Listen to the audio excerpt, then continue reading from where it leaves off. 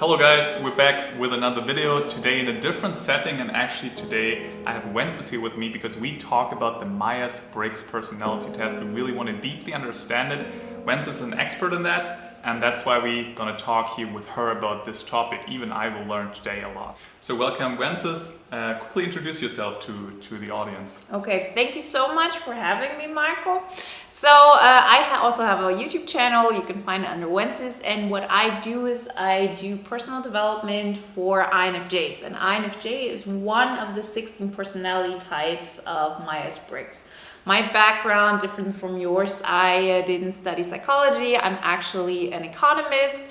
I worked for many years, probably over 7 years, in the banking industry, and I was a consultant. So I came from a completely different background, but for me, it was just like a personal thing. I needed to change. I realized I wasn't happy in my life, and everything looked great on paper. You know, I had a great job and everything was going great from the outside, but from the inside, I didn't feel good at all.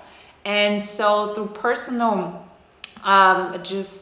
research, I found the Myers Briggs, so MBTI, and then I saw and understood, okay, so I'm an INFJ, and that realization made a huge difference for me and triggered like all of the changes I did in my life, all the transformation and the success I have today. So I'm really, really grateful for that system. All right, so Myers Briggs is basically a way to get personalities into categorizations. There's 16 of those, and you're an INFJ, the so-called.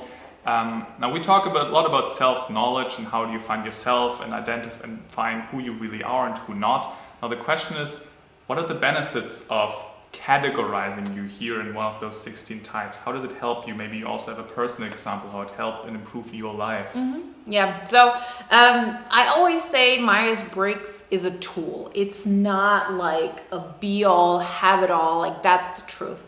It really is a personality type indicator. So it helps you to understand, if you would put yourself in a box, which we normally don't want to do, but if you would put yourself in the box, in what of those 16 boxes you would fit yourself best. And the good thing is it distinguishes between, are you more introverted, extrovert, are you more of a sensor, intuitive, feeler, thinker, and are you more perceiver or judger?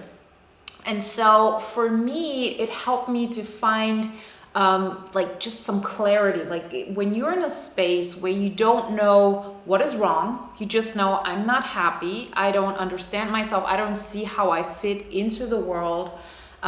This personality type, because it's this personality type indicator, because of the way it's set up, it just makes you feel first of, oh, understood. Like for the first time, when you very often feel like you're an outsider, because you seem like so different than the people around you, you understand, no, now this is why I act this way, or that's something that I can totally relate to. And it helped me to kind of have like this one place to start in.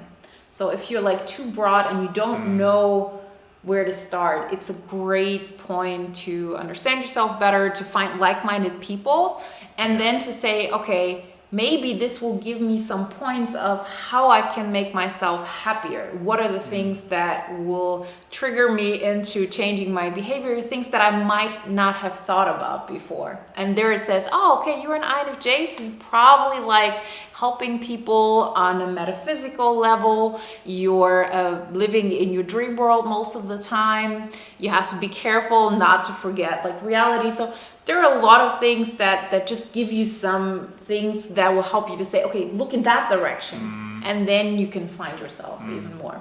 Yeah, maybe for some people out there, it even makes sense to understand their own personality in the way that they are like, oh, this is me and this is true. And now it all makes sense. I'm not weird. Like this is a legit personality difference. It's interesting.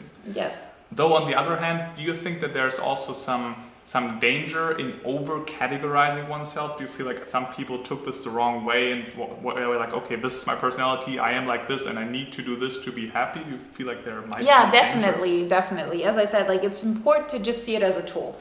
It's nothing more than that. Like it can help you if it's something that resonates with you, great, but don't take it to the extreme. And we've seen people go to a place where it's really like they say, okay, this personality has the negative trait of being a martyr, or like putting themselves in a position where they say, okay, I'm a rare personality type. Like INFJs are only 1% of the population.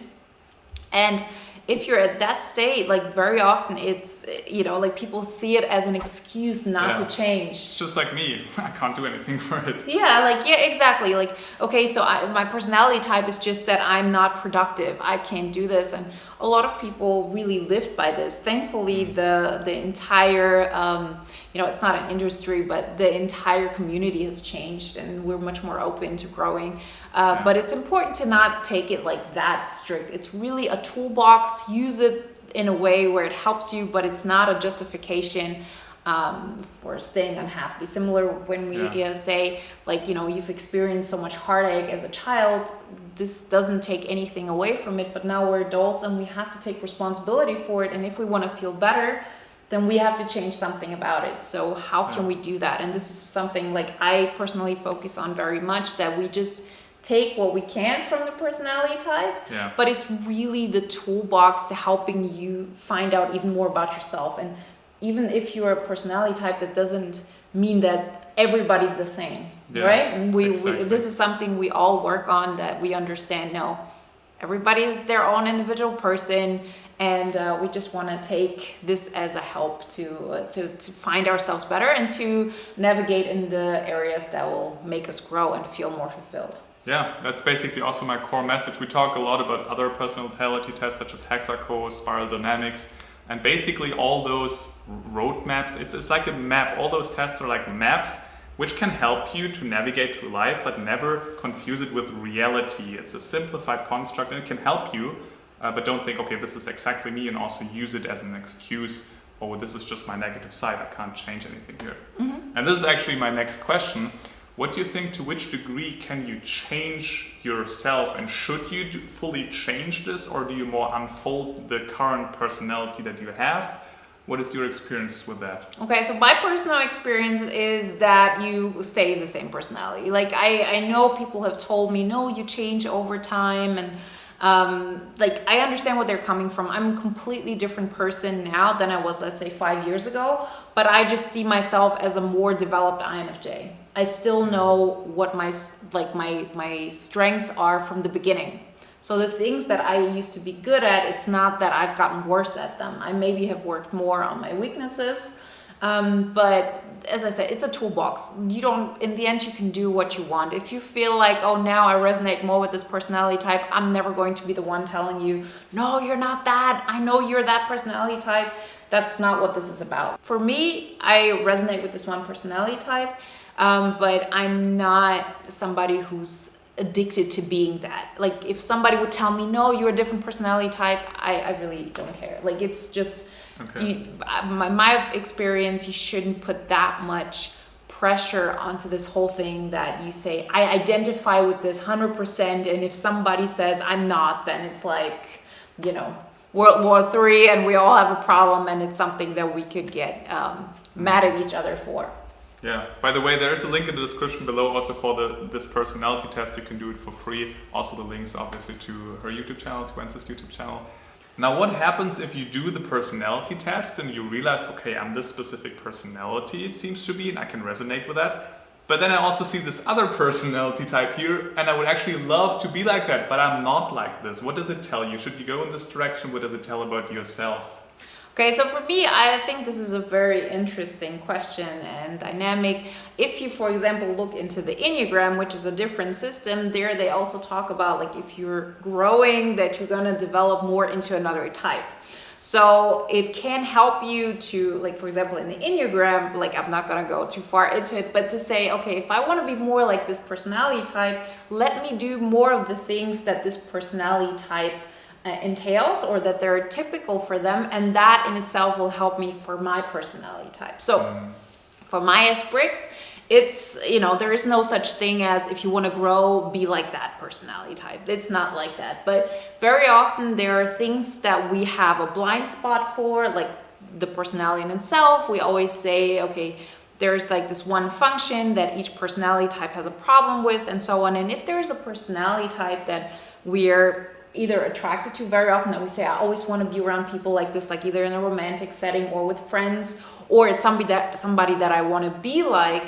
This is not a bad thing. This is more like, okay, if I'm really attracted to that personality type, that means that something resonates with me on this, right? There's something I see in this. So for INFJs, very often it's, let's say, ESTPs, just as an example. It's not like it is like this for everybody, but it's a personality type that has all of the same functions, but in a different order.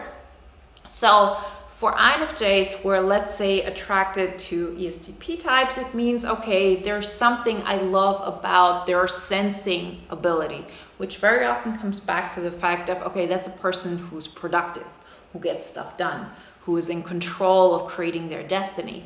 So if you feel like there's somebody that I want to be around so I could attach myself to them, that can be great, or I would want to be an ESTP, don't take it so literally. Rather see like, okay, what do I actually like about this? How can I improve myself from my perspective and include this? So I, of course, will never be a sensor. I'll never be somebody who can be productive all the time and, you know, be really physically active as, let's say, an ESTP type. But if I say I want to be more of this, then I'm going to schedule in more things into my life that will make me feel like I can tap into this, but on my terms, like what is possible for me, right? If you have like an Olympic swimmer and then there's somebody who can barely swim, you don't feel like, okay, I have to be like that Olympic swimmer, but you say, okay, now I'm going to learn a different skill in that area.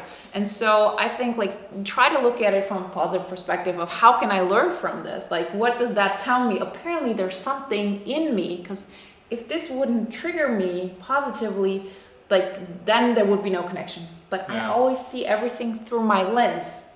So automatically there has to be something that I see within myself. Otherwise I wouldn't be able to project it. Yeah, exactly. Okay, so to sum up, basically this test gives you an idea where you're at and where you probably will be in the corner for the next decades and probably the rest of your life, but there is still definitely room for individuality, for change, for improvement. Definitely, yes. Okay. So final words, anything I didn't ask, anything you still feel like you want to share to give the people a big picture understanding about the Myers-Briggs? Yeah, so like the main thing I just want to let people know is this really isn't something that you have to include into your life, but if you're at a point where you feel like, okay, I still don't know who I am and what I want, and this could be something that could give you some answers, look into it. Take the test, as Marco said, he will have a link below where you can take the test. It's not like those online tests are really that accurate all the time, so take them with a grain of salt, but it still gives you a lot of indication of, okay, this is where I'm at, and it might help you to overcome a block you've been having for so long. And don't be rigid about it, right? We all want to just use it as a tool in a toolbox, and it's just one of the things we use in order to grow. Yeah. If you have any questions left, because it's a big topic, if you still didn't understand any perspective yet, we are a bit more into this topic, so obviously we also have our blind spots. Just leave a comment below. Wences will also help me to answer all those questions. She's really the expert here. And also you can hop onto her channel. She really dedicates her channel all about this topic, especially if you're an INFJ. Yes, we talk about INFJs and personal development for INFJs on my channel. We do have people who aren't that personality type, but very often it resonates with a lot of INFJs, yes. Alright, so leave a thumb up, also subscribe to this YouTube channel if you want to go more into this direction of who am I, finding out what are your values, what is your strength, what is your personality. You can also hit me up, we can just hop on a free consultation call and we can just see how I can genuinely help you. And otherwise, I will see you in the next video. Bye.